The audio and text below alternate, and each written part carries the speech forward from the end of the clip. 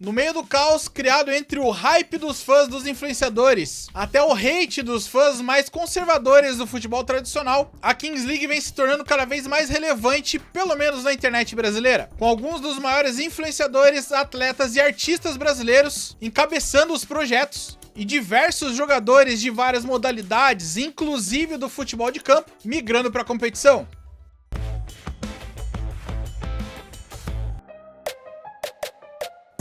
A ideia da Kings League surgiu da cabeça do ex-jogador do Barcelona, Gerard Piqué, logo depois da aposentadoria dele. O objetivo principal era criar um novo tipo de competição de futebol que aproveitasse o poder das redes sociais, fosse mais acessível e também mais divertido para o público jovem, fazendo com que a mistura de futebol com entretenimento, memes e interatividade funcionasse. Nas palavras do Piqué, o futebol precisa se reinventar. A nova geração não quer assistir 90 minutos parados na frente da TV. Eles querem ação, querem emoção, querem algo diferente. Para colocar o projeto em prática, ele se juntou com o Ibai, um dos maiores streamers do mundo e que também já era sócio dele em várias competições alternativas que acontecem ao redor do mundo, como por exemplo a Copa do Mundo de Bexiga. Isso mesmo, isso existe.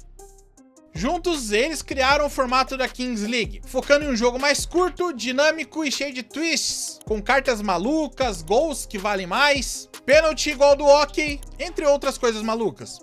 Mas para esse plano funcionar, o Piqué foi ainda mais ousado. Ele buscou apoio de ex-jogadores e de outros influenciadores da Europa, tentando montar um canhão de visibilidade para o projeto.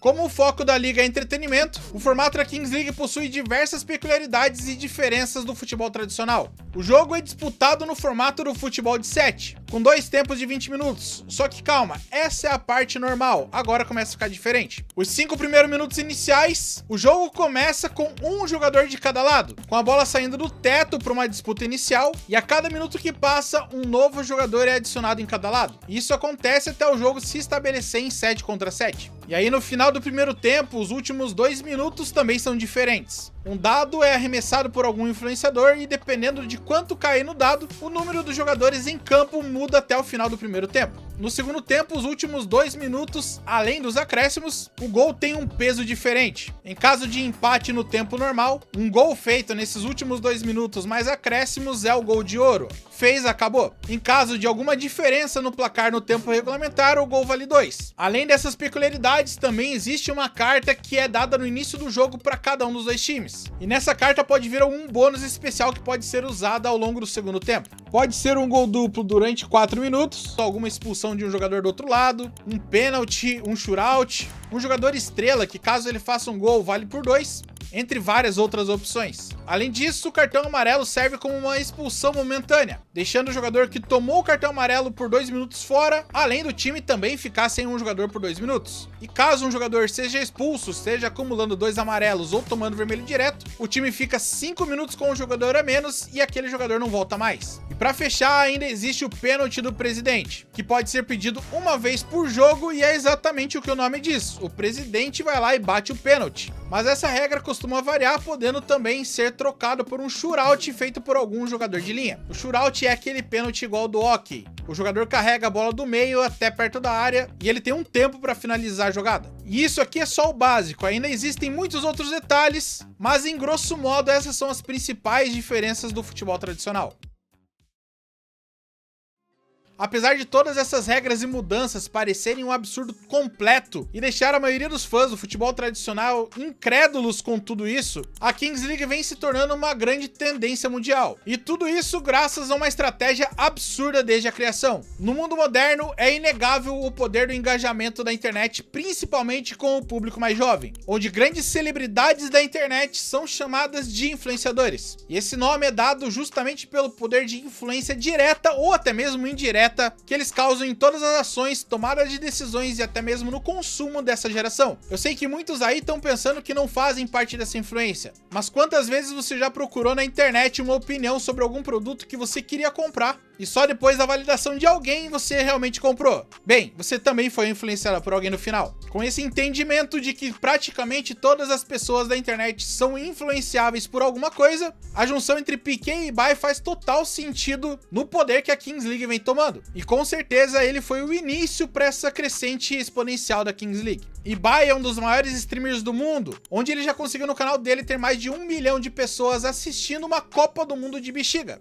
E ele usou esse mesmo poder de influência dele para transmitir a primeira edição da Kings League. Essa edição, que aconteceu em 2023, tinha time dos mais diversos ex-jogadores do mundo. Casillas, ex-jogador da Real Madrid, também da seleção da Espanha, e Agüero, ex-jogador do Manchester City e também da Argentina, eram presidente de algum time ali dentro. Além disso, eles também foram atrás de influenciadores. Spursito, que tem mais de 1 milhão de seguidores no YouTube, Perksita, com mais de 2 milhões de inscritos no YouTube, a Sammy Rivers, com mais de 4 milhões de inscritos no YouTube, e até mesmo o The Graphic, um dos maiores streamers do mundo com mais de 20 milhões de inscritos na sua Twitch e YouTube. Com esse holofote que já era gigante, os presidentes ainda conseguiram ter jogadores que trouxeram ainda mais hype na competição. Montijo, ex-jogador do Cruzeiro, Chicharito, ex-jogador do Manchester United e também da seleção do México, e um desconhecido aí chamado de Ronaldinho Gaúcho. Essa combinação de influenciadores, ex-jogadores e presidentes absurdos sendo donos de time fizeram com que a primeira edição da Kings League já tomasse proporções extraordinárias, e mostrando que aquilo ali era apenas o primeiro passo para o que vinha acontecer. O segundo passo aconteceu em 2024, onde a expansão realmente aconteceu. Foram adicionados mais influenciadores ao redor do mundo, além de outros ex-jogadores famosos. No Brasil, Gaules encabeçou o time da G3X, enquanto Falcão, estrela mundial do futsal, e também Alan, estagiário, streamer, acabaram se tornando presidentes da Fúria na competição que eles chamaram de Mundial. E ao redor do mundo a gente teve Rames Rodrigues, Hazard, Rio Ferdinand, Francesco Totti, Mário Götze, entre muitos outros ex-jogadores do futebol mundial. Todos esses se tornaram presidentes e até jogaram alguns jogos ali durante a competição. Com essa expansão, chegando nos maiores nomes da internet mundial, ficou difícil você acessar qualquer rede social e não ver pelo menos alguma coisa sobre a Kings League. Seja uma live na Twitch, um texto no Twitter, uma foto no Instagram ou um vídeo como esse aqui no YouTube. Inclusive, aproveita e já se inscreve por aqui para fortalecer. Depois do sucesso da primeira aparição brasileira na Kings League e também da conquista da Copa do Mundo que foi disputada pela seleção brasileira lá, o foco do investimento do evento foi de criar uma liga nacional por aqui. E esse investimento começou em 2025 colocando nomes como Neymar, Ludmilla e MC Hariel, além de diversos outros influenciadores gigantes como Luva de Pedreiro, Gaules, John Vlogs, Condzilla, o canal Desimpedidos, Toguro, Coringa, Serol, Nobru, Paulinho Oloco, Luqueta, Chris Guedes, Nive Stefan e Alan Estagiário, todos juntos como presidentes de algum time.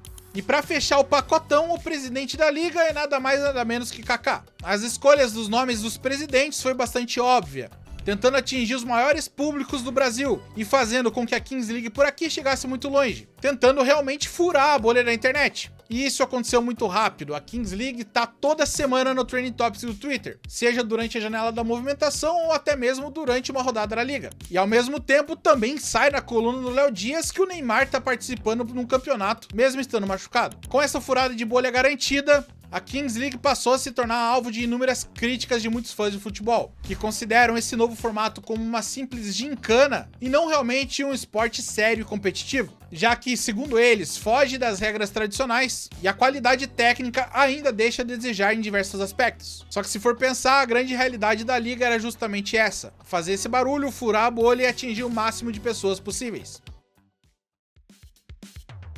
Desde o início, o principal objetivo do Piquet em torno da liga era de tornar o esporte mais atraente para o jovem, buscando algumas alternativas excêntricas para conseguir chamar a atenção e prender ao máximo o foco que já está bastante disperso do jovem atual. E esse objetivo, até então, foi concluído. Em consequência disso, outros esportes de nicho, como o X1, que é bastante famoso no Nordeste, o futebol de areia e até mesmo o futsal, que é o esporte mais praticado em território nacional, vem sofrendo bastante impacto nas transações desde o começo da primeira temporada aqui no Brasil. Talvez as 3 movimentações mais impactantes que aconteceram até aqui foram com o Dodô, ex-lateral do Santos, Tom, um dos melhores pivôs do futsal nacional, que inclusive foi artilheiro da Liga Paranaense em 2024, e Ferrão, que foi considerado o melhor do mundo em 2019, 2020 e 2021, também do futsal. Dos 3, 2 já tiveram aparição garantida no G3X, e o Ferrão existem rumores de que vai estrear em breve. E além disso, teve a proposta recusada pelo Kelvin de atuar profissionalmente pelo time do Santos, já na temporada 2025, a convite do Neymar.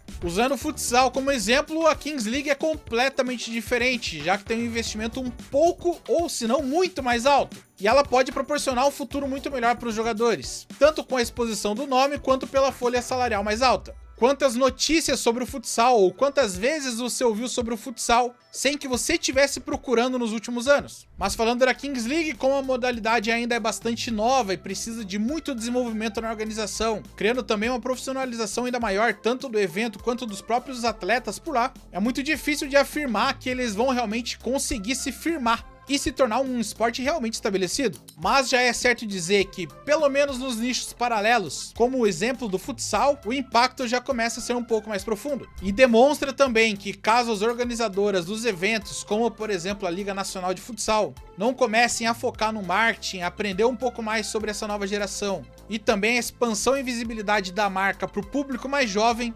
possivelmente ainda mais jogadores acabem deixando de jogar futsal e tentando seguir uma carreira na Kings League. E quanto ao futebol tradicional, aí meu amigo, é um buraco muito mais denso e muito mais embaixo. E pra ser sincero, eu duvido muito que qualquer outro nicho do futebol que apareça por aí vai conseguir balançar minimamente a estrutura do futebol tradicional. Mas talvez todo esse barulho e a bagunça que vem acontecendo nos últimos tempos dê alguma luz pro futebol tentar mudar um pouco a estratégia para tentar alcançar o público mais jovem. Afinal, não é porque é tradicional que precisa ser velho e que deixe de evoluir.